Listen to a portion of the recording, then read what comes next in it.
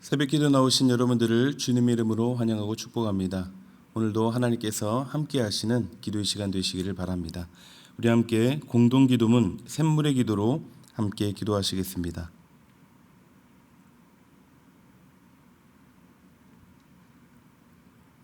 오늘 주시는 하나님 말씀은 예레미야 29장 24절에서 32절 말씀입니다. 예레미야 29장 24절에서 32절 말씀 한 절씩 교독하시겠습니다. 너는 느헬람 사람 스마야에게 이같이 말하여 이르라. 만군의 여호와 이스라엘의 하나님께서 이와 같이 말씀하여 이르시되 내가 내 이름으로 예루살렘에 있는 모든 백성과 제사장 마아세야의 아들 스바냐와 모든 제사장에게 글을 보내 이르기를 여호와께서 너를 제사장 여호야다를 대신하여 제사장을 삼아 여호와의 성전 감독자로 세우심은 모든 미친 자와 선지자 노릇을 하는 자들을 목에 씌우는 나무고랑과 목에 씌우는 쇠고랑을 초요게 하심이오늘 이제 내가 어찌하여 너희 중에 선지자 노릇을 하는 아나돗 사람 예레미야를 책망하지 아니하느냐. 그가 바벨론에 있는 우리에게 편지하기를 오래 지내야 하리니 너희는 집을 짓고 살며 밭을 일구고 그 열매를 먹으라 하셨다 하니라. 제사장 스바냐가 스마야의 글을 선지자 예레미야에게 읽어서 들려줄 때에 여호와의 말씀이 예레미야에게 임하여 이르시되 너는 모든 포로에게 전언하여 이르기를 여호와께서 느헬람 사람 스마야를 두고 이같이 말씀하셨느니라.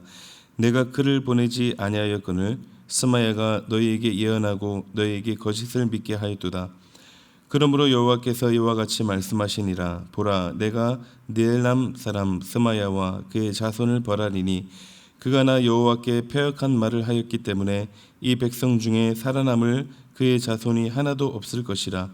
내가 내 백성에게 행하려 하는 복된 일을 그가 보지 못하리라 하시느니라. 이것은 여호와의 말씀이니라. 아멘. 오늘의 말씀은 길입니다. 성도가 가는 길, 우리가 가는 길에 대해서 우리가 함께 살펴보고자 합니다. 우리는 세상 사람들이 가는 길이 아닌 다른 길을 가고 있습니다. 그렇죠? 우리는 어떤 길을 가고 있고 또 가야 되는가요? 우리의 주인 되시는 예수님을 따라가는 길입니다. 그래서 여러 가지 부딪히는 일들이 많이 있습니다. 때로는 손해볼 때도 있고 때론 억울하고 힘겨운 일들을 만날 때도 있습니다. 세상 사람들이나 우리나 모두 같은 목적지를 향해 간다면 아무 문제가 없을 텐데 전혀 가는 길이 다르기 때문에 그런 일들이 종종 생깁니다. 만약 우리의 삶이 세상 속에서 아무 저항 없이 편하게 살고 있다면 두 가지의 경우일 것입니다. 주를 따라가는 것이 너무 당연하고 이미 작은 예수님처럼 살고 있기 때문이거나 아니면 반대로 세상의 흐름에 따라서 살고 있거나 이 둘 중 하나일 것입니다. 그러나 대부분의 성도들은 세상 속에서 주님을 따라가는 것이 쉽지 않음을 느낄 것입니다. 여러 가지 맞닥뜨리게 되는 저항들이 있습니다. 선택을 해야 될 때도 있고 갈등을 느낄 때도 있습니다. 그래서 우리는 계속해서 앞으로 주님을 따라 나가야 하는데 말이죠. 오늘 성경은 예레미야가 가는 길에 대해서 소개하고 있습니다. 예레미야서를 우리가 계속해서 보고 있는데요. 비슷한 내용이 반복되고 있습니다.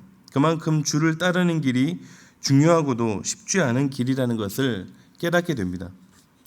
우리 함께 이 시간 묵상하실 때 참으로 주님을 잘 따르는 온전한 성도로 세워지기를 그렇게 되는 은혜가 있기를 바랍니다. 주를 따르는 길은 어떤 길인가? 첫째는 내 뜻대로 가지 않는 길입니다. 주를 따르는 길은 내 마음대로 가는 길이 아니라 누구를 따라가는 길이라고요? 예수님을 따르는 길입니다. 내가 가는 길이 아닙니다. 우리는 그저 따라갈 뿐입니다. 예레미야 선지자를 보면 참 볼수록 참된 선지자인 것 같습니다. 거짓이 없고 자신의 뜻이 섞이지 않은 하나님의 뜻을 순수하게 전하는 참 귀한 분입니다. 오늘 본문을 보면 약간 애매한 상황일 수도 있는 장면이 나오는데요. 하나님께서 예레미야를 통해 바벨론에 포로로 잡혀간 유대인들에게 말씀하시기를 1년도 아니고 2년도 아니고 10년도 아닌 70년이나 지나야 다시 돌아오도록 하겠다고 하셨습니다. 그래서 그곳에서 집도 짓고 결혼도 하고 농사도 지으면서 살라고 하셨습니다. 어떻게 보면 힘이 빠지는 말씀이죠.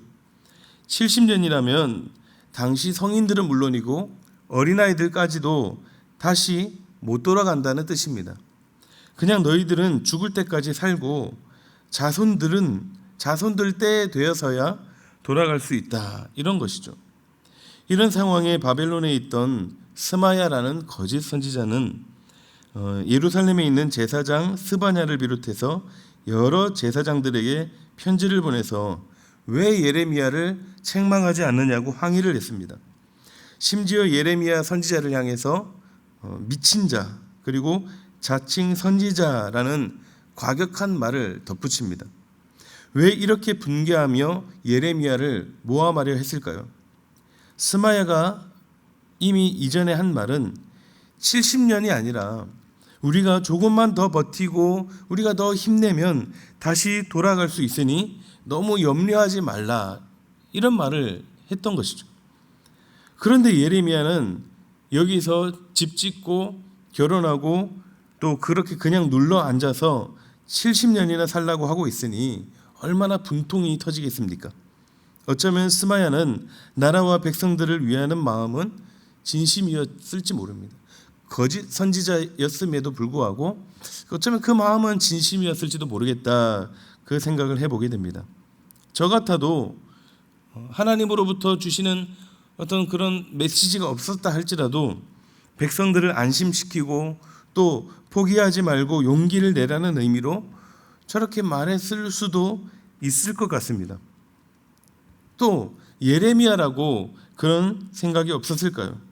죽을 때까지 그냥 바벨론에 있으라는 말을 그렇게 쉽게 할 수 있을까요? 그러나 예레미야는 하나님의 말씀을 그대로 전했습니다.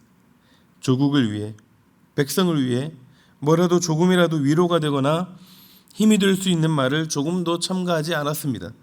그대로 말씀을 전했습니다. 물론 그 말씀 안에 하나님의 따뜻한 그 사랑의 메시지가 들어 있었죠.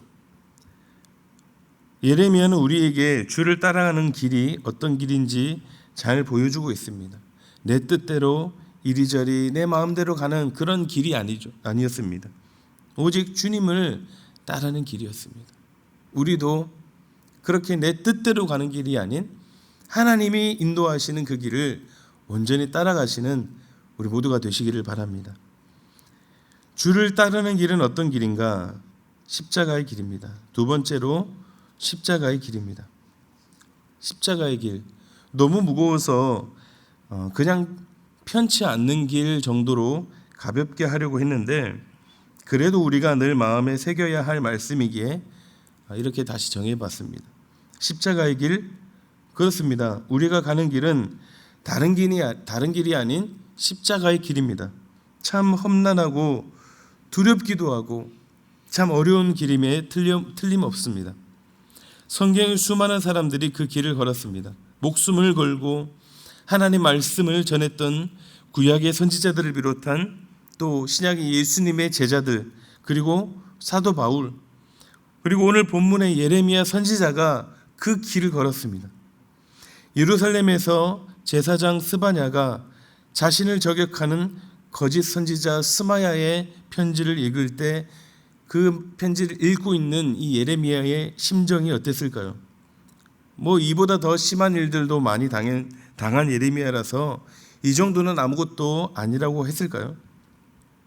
물론 예레미야 선지자는 그랬을 수도 있습니다. 그런데 만약 저라면 그렇게 쉽게 넘기지 못했을 것 같습니다. 저도 예전에 누군가로부터 거짓 음해를 당한 적이 있었는데 어쩌면 별일 아니었음에도 정말 마음이 많이 힘들었습니다. 최근 연예인들, 운동선수들이 스스로 생을 마감했다고 하는 뉴스들을 보면서 누군가로부터 공격을 당한다는 것, 그것은 정말 감당하기 힘들고 어려운 일이구나, 그것을 다시 한번 느꼈습니다. 예레미야도 아마 그랬을 것 같습니다. 저 같으면 억울함과 분노가 치밀어 올랐을 것 같습니다. 주님을 따르는 길 쉽지 않습니다. 험난한 십자가의 길입니다. 세상의 저항들을 이겨내며 한 걸음 한 걸음 내디뎌야 하는 외로운 길입니다. 지금도 또 앞으로도 어떤 일을 만날지 모릅니다. 그러나 우리는 계속 가야 합니다. 지금 그런 힘겨운 길을 통과하고 계시는 분이 계시는가요? 끝까지 승리하시기를 바랍니다. 주님을 따르는 길은 어떤 길인가? 마지막 세 번째는 복된 길입니다. 본문 32절을 보겠습니다. 그러므로 여호와께서 이와 같이 말씀하시니라. 보라, 내가 느엘람 사람 스마야와 그의 자손을 벌하리니 그가 나 여호와께 패역한 말을 하였기 때문에 이 백성 중에 살아남을 그의 자손이 하나도 없을 것이라. 내가 내 백성에게 행하려 하는 복된 일을 그가 보지 못하리라 하셨느니라. 이것은 여호와의 말씀이니라. 하나님은 거짓 선지자 스마야의 편지를 읽자마자 스마야에게 심판을 선언하십니다. 죄명은 하나님께 패역한 말을 했기 때문입니다. 그리고 스마야를 비롯한 그의 자손들이 다 죽게 될 것이라는 무서운 벌을 내리십니다. 하나님의 일을 방해하고 하나님의 사람을 공격하는 자는 이렇게 큰 벌을 받게 됩니다. 그런데 여기서 한 가지 주목하게 되는 구절이 있는데요. 내가 내 백성에게 행하려 하는 복된 일입니다. 복된 일에 동그라미 하시고요. 앞서 11절에서도 하나님은 포로로 잡혀간 백성들에게 재앙이 아니라 평안 그리고 미래 희망을 주는 것이라고 하셨죠. 하나님은 우리가 가는 길을 어떤 길이라고 말씀하십니까? 너희가 가는 길은 영원토록 힘들고 어려운 길, 망하는 길이라고 하시지 않습니다. 하나님이 우리가 가는 길에 대해서는 복된 길이라고 말씀하십니다.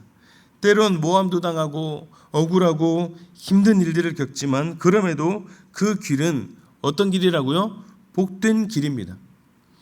하나님이 복되게 하시기 때문입니다. 사랑하는 샘물 성도 여러분, 지금 가는 길이 이스라엘 백성들이 걸었던 광야길처럼 또 포로 생활처럼 느껴질 수도 있겠지만 그러나 결국 이 길이야말로 복된 길이라는 것을 확신하시고 믿으시기 바랍니다. 하나님이 분명히 말씀하셨고 약속하셨습니다. 말씀을 준비하는 내내 그 찬양이 떠오릅니다. 우리가 걷는 이 길은 보기에 좁고 험하며 찾는 이 매우 적어서 외롭지만 이 길 끝에는 우리 주님이 계셔 우리를 그 품에 안아주시리. 말씀을 정리하겠습니다. 주님을 따르는 길은 내 뜻대로 가는 길이 아닙니다. 우리가 알면서도 잘 안 되는 것 같아요. 다시 마음에 잘 새기기를 바랍니다.